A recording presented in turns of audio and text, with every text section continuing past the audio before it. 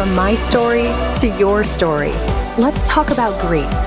I will share my own grief journey, along with interviewing others about their path of sorrow and healing. I hope that you, the listener, will hear something that helps as you navigate your own grief, and that God will be glorified along the way. This content is meant as a discussion and not to give professional help. Let's get started. In this episode, I'd like to share with you my what and why. What happened in my life, and why am I even talking about a grief journey? Well, let's go back to 1983 when I had graduated high school and headed to college. And when I got to college, I was going to take education at a small Bible college. I got out of the vehicle there. One of the very first people I saw was this tall fellow with curly hair, dressed nicely. And I remember thinking he was so handsome.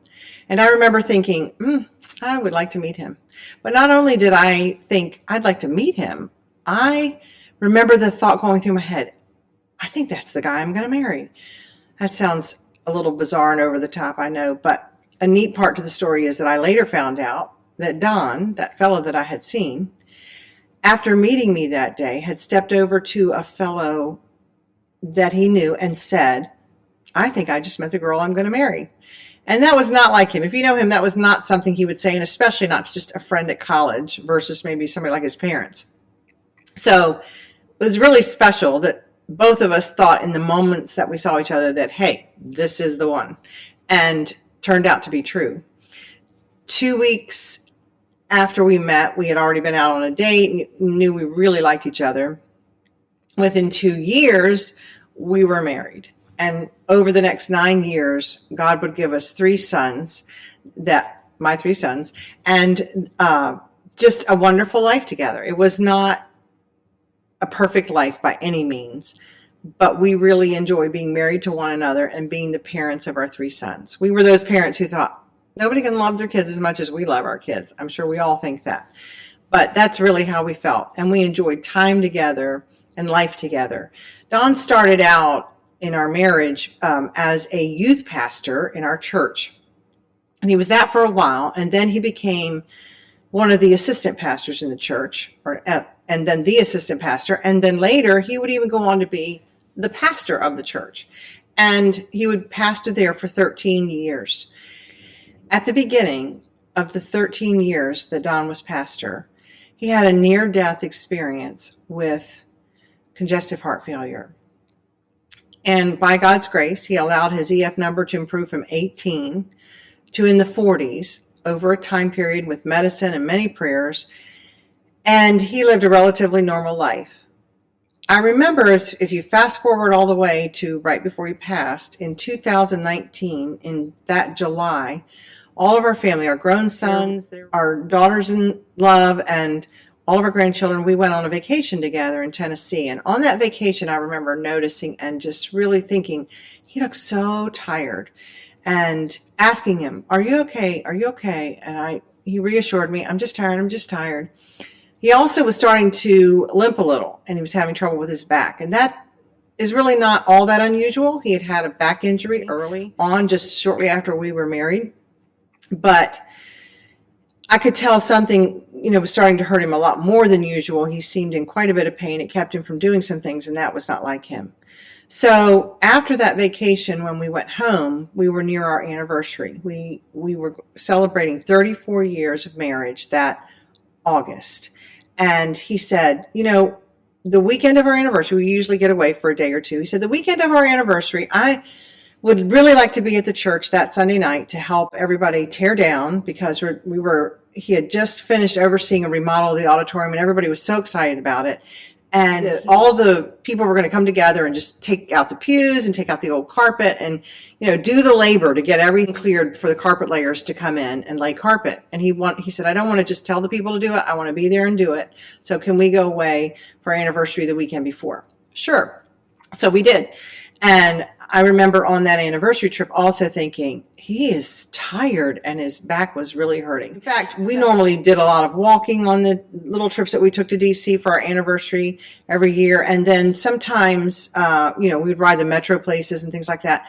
This time we took an Uber everywhere we went because he was just having that much trouble with both energy and strength. And I thought it was just all the busyness of the remodel and how much more he was carrying at that time. And so we come back from that and we come up to that Sunday night and he stays after and he helps with the pews, helps pull up some carpet, and his back gave out all the way. By the time he got home and into the house, he said, I have done it. I have put myself over the edge. And by the next morning, he couldn't go into work and his pain was excruciating. He was not a baby. He was not a complainer, but he said, this is incredible pain and more like nerve pain. It was a burning and just on fire. So we got a hold of doctors. He went into the doctor and the doctor said, you have a pacemaker defibrillator. And by the way, he had that put in soon after his bout with congestive heart failure. But the doctor said, you need to have a myelogram done. We cannot do an MRI on you because of the magnetic field. And so Don said, well, I can't have a myelogram done. He had had one of those years before when that's how they did find out what was wrong with your back. And he had had an allergic reaction to the dye that they had used. And he said, I can't do this. And the doctor said, oh, no, actually, this is really our only choice to get in there and see what's going on. And when you're talking about nerve pain, I can't chance going in there with a needle and not knowing what's going on. And so he said, what we'll do is we'll give you mega doses of steroid and we'll make sure that, to keep any reaction down to a minimum. So that's exactly what they did. They did a myelogram. They had given him the steroids. They'd already had him on some steroids for just to shrink swelling in general in the area. And then they put him on a megadose of steroids for this procedure. Then while they were in there, they were able to see what was going on. Basically, they described it as a disc in his back was leaking fluid and also, pressing on a nerve. And so they were able, while they were in there, to insert a needle and try to really target the area and put in more steroids. So he spent on all these steroids, which, just kind of weakens your system anyway. And in addition to that, I should say that he was taking pain meds and the big guns, the biggest, the narcotics, the ones that you're warned about and you're afraid that, you'll get addicted to. So we had talked about that. We were watching that very closely. And probably within a week or two after these procedures with the needle and the steroid and so forth, they were working. Don's back was getting better. He was able to move from having to sleep in a recliner to being able to sleep in a bed again. And he was able to get around a little bit. He was even able to speak at the church in one of the services, leaning against a stool. And really, it was like the Sunday that was, I don't know what you call it, the soft open of the new auditorium. It was more for our people. And then we were pushing for that following Sunday was going to be a really big day and invite visitors and be the actual dedication of the remodeled auditorium. So anyway, we were both very conscious about him taking these pills. And I remember saying, make sure that when you think you can, we switch off of these. And he said one day, I'm not going to take any more pain medicine. I think I'm to the point I can try Advil. And so he did that. We just went from pain pill to Advil. And I had not read in the directions where we should have tapered off. And he had not either. And we hadn't been, to a doctor right close to the time that we decided to do this for a doctor to say, oh, taper off. So within a day and a half after he stopped this medication, the pain pills, he was completely out of breath. And I had seen that kind of out of breath. That was the kind of out of breath that he was when he had congestive heart failure. And I said, this just doesn't make sense. This is something new. This is something different than what's associated with the back. And he would even stumble to get to a seat and then just sit down exhausted and couldn't even talk and would just hold his hands up like, leave me alone for a minute. I need to catch my breath. I reread the papers and realized, and I wonder if going off of the pain pills has possibly sent him into heart failure, because that was one of the warnings on the sheet. So I called, and, the doctor said, no, I don't think this is likely, but if you need to go to the emergency room this weekend, go ahead. And so we got through the weekend and called his cardiologist, and he wanted to see his cardiologist. So we called him, and it was going to be a few days, but they got him in. We go to that appointment. And at that appointment, his doctor was grim and very serious. He said, I'm afraid you're in heart failure. At the very least, congestive heart failure. And when you looked at Don, he didn't really look like he was holding fluid in his hands, his feet, and that kind of thing. And he didn't usually. So I thought, I don't know if this is really congestive heart failure, and began to be fearful that it was actually heart failure. So the doctor said, I'm going to send you home with some diuretics, and we're going to see if it'll take fluid off. If fluid doesn't come off, then we need to be concerned, and you need to get right back here. And you're looking at probably being put in the hospital and us seeing what's going on and if you're in heart failure. So that's exactly what we did. We went home. He took the diuretics. That was on a Wednesday, I believe. And that Wednesday into Thursday, it really didn't seem like any fluid was coming off. So I remember saying, Don, we need to get back into the doctor. And he said, we will tomorrow. That would be Friday. We'll call the doctor. And this was by Thursday afternoon. He said, I'm feeling just a little bit better. So let's just wait this out. I think it might be working. Well, by Thursday, a few hours after he said that, we knew it wasn't working, and he was feeling very poorly. And he's actually, our middle son, Justin, had come to see him for a little while, stopped by to see his dad. And I'm so grateful he did, because the other two sons would be able to see their dad again, but Justin would not. And by God's grace and mercy, he allowed him to spend some time with him that evening. And Don got really quiet and somber, and you could just tell something wasn't right. And when Justin left, he later told me that when he left, he cried all the way home and just thought, something's really wrong with Dad. He became very fearful at that point. And he said, well, I'll let him tell that when I interview him. We're going to hear about grief from his standpoint. But I'm so glad that he had those moments with his dad. But he did realize that something was going very wrong. And so I asked on that night, when I said, I'm really concerned about you. And he said, yeah, I'll be honest with you. I'm afraid too. I think something's very wrong. I said, let's go to the hospital. Let's go to the hospital tonight. No, I don't want to just go sit over there and be in the emergency room for hours and all the things. He said, if I'm still not feeling any better, I promise I will go in the morning. So that night he wanted to sleep in the recliner, because that's the only way he felt like he could get his breath. And I said, okay, he seemed to be struggling enough. I brought my things in there and slept on the couch in the room where he was. But I remember, 4 or 5 in the morning, being so exhausted where I hadn't really slept well on the couch or slept much at all, moving to our bed, sleeping a few hours. So I got up and came back through. And as I went to go by him, he was able to lift his hand up like this to me. This was something we did where he would put his hand up and I would put my hand in his, and he would stop me, and then I'd bend down and kiss him. And that was just something we had done for years. And he did that again as I walked by him that day. And right at that moment, I said, I noticed his hand was very cold. And at that moment, I said, okay, are you ready to go to the hospital? And he said, yes, I actually think I am. Well, that floored me, because I just thought it was going to be a harder fight than that. So I said, okay, I'm going to get everything ready and try to take you. And if you are so out of breath or so weak that you can't go, I'm going to call an ambulance. And then he said, okay.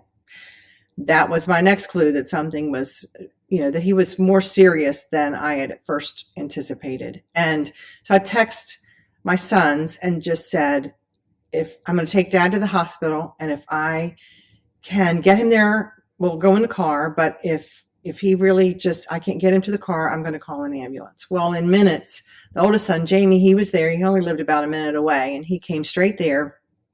And then our youngest son, John, who was working across town, came right from work. And as I said earlier, the two of them were able to see him for a few minutes that morning, which again, I'm so thankful for. And I will interview them and talk about some of their grief and what they went through, because they were actually there when Don passed away. And so we go through saying, we decide he's very weak and out of breath. We call an ambulance, and they get there. They have a stretcher on the front porch, and he's about 10 steps away, sitting on this decorative pew thing we had in the entranceway. And they say, he was a big guy, and so they ask him, is there any way you can get from the pew to the stretcher, and then we'll put you on the stretcher and take you in the ambulance? And he said, I really don't think I can. And at that moment, I just remember thinking, oh, wow, okay. But I still thought, to be honest, we just got to get him to the hospital. I think he even said, said something to him like, just hang in there. You know, we're going to get you to the hospital. They're going to run tests. We'll find out what's going on. They're going to help us. And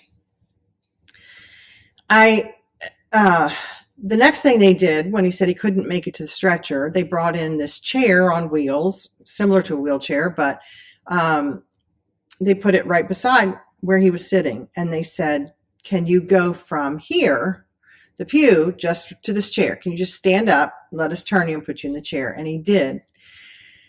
And when he stood up, that was the moment. As he positioned himself in front of that chair, and my son, Jamie, had his arms out and under his dad's arms from the front, and the EMT worker was behind him and supporting him from the back, right then and there, he left this world and went into glory. And I was watching him, and I remember seeing, I mean, it wasn't literally a ripple, but it was like there was a ripple. It was like you saw all the life leave his body. And I mean, I guess I feared that he was passing, but I still thought maybe he was passing out. My son said, Dad, stay with us. And I remember standing beside him, coming over, closer to him, and then saying to the EMT worker, can you help him, please? Can we help him? Because we were just all standing there. It seemed like forever. I'm sure it was only a second, but we worked together to lower him to the floor. And then he started doing work on him. And I was so naive about, or not understanding what was happening, that I remember saying to the EMT, is he dead? Is he okay? Is he alive? That kind of questioning. And I remember them saying, we're keeping him alive. They're working on him, and they're saying, well, we're keeping him alive. So in my mind, I'm thinking, okay, well, that means there's a possibility they're going to be able to, that there's some heartbeat there. And really there was a little bit of activity. We would come to find out later that was the defibrillator trying to start his heart, even though it could not. So they worked together to get him on some type board that you take people out to the stretcher and get him in the ambulance. And we all know that we have to head to the hospital. I'm still thinking that maybe they will be able to revive him. My sons, just from past history of things they'd seen, I think they both knew that he had passed and that he would not be able to be revived. But by then, Justin, our middle son, had gotten there once they put him in the ambulance, and all of us, went our various ways to get to the hospital. And Don's parents were there with us. His sister was out of town at the time and ended up cutting her vacation short and coming right back. But those of us that were there, we got to the hospital. And I remember going in and seeing in the hospital, not the doors you immediately walk in, but on the other side of the waiting area of the emergency room, I remember seeing a fellow there who introduced himself as a chaplain. And I know that drill. As a pastor's wife, I fell apart. I don't know if I was screaming. I was definitely crying. And I was saying things like, oh my word, he's dead. He's dead. He's dead. There's a chaplain. They wouldn't have the chaplain here if he wasn't dead. And in my mind, I do remember thoughts crossing my mind, like, I hope that this chaplain looks at me and says, oh no, you're mistaken. He's not really dead. We revived him, but he didn't. And then they took us to a room, and, all of that is foggy. We can talk about that at another time, but, we went through the events where they told us they had done all that they could and that he had passed. And the truth is, he passed there at our home. We saw him pass. We saw the life leave his body. We saw the moment he went to be with Jesus. And in fact, that motion I told you that he makes where he stuck his hand up and he would grab mine. He did that motion at the moment that life left his body. And I just have to say, I wonder if that's him grabbing the hand of Jesus or the angel, that escorted him over into glory. I don't know. In the humor of it, it's probably was his defibrillator sending that arm in the air. But for me, it's a comfort that perhaps he was doing that same thing he had done to me for years and just reaching out to grab the hand of Jesus and be taken right over into heaven. But anyway, to come back to the grief part of it, that is what started my grief journey, was losing the love of my life that I had been married to for 34 years, that I had worked side by side in ministry and had reared sons with. And we were interwoven in just every way as one. And when he died that day, there's a part of me that died that will never be revived. And I know grief is endless. It goes on, but there is a path of healing, continual healing. I won't say you're healed from it. I don't want it to sound like you ever really stop grieving, but there is a path where you unpack that grief and you deal with it and you get better at going forward in life, is how I should say it.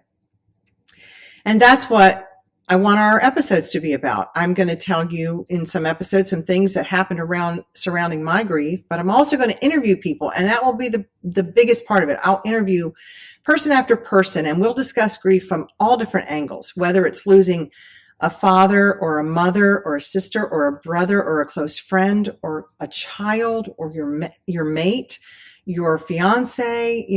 There's so many ways that grief can enter your life. There's also other instances like having a miscarriage or being told you will never have children, or children growing up and leaving your home, or someone close to you moving far away. Grief can be what you go through after a divorce, or a child experiencing grief because the parents are divorcing. And there are just so many facets that we could talk about and hear from people. And as we have these discussions, it will help all of us. It will help the person talking to discuss their grief and to go through it and unpack it some. It will also help you as the listener to realize you're not alone and you don't have to go through this alone, that there are other people experiencing what you feel like must be the most horrific thing you've ever been through. And so I just want you to find something that you can resonate with, find some comfort, just find some validation in hearing other people talk about things that are similar to what you're going through.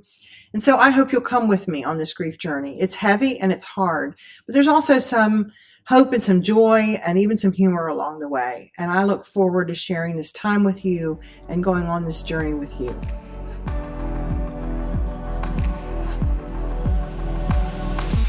We appreciate you joining us today at Speak Your Grief with Sonia. Connect with us on Facebook, Instagram, or YouTube as new episodes are added weekly. Thank you again for joining us as we unpack our grief. We hope you have been reminded that you are not alone in this journey.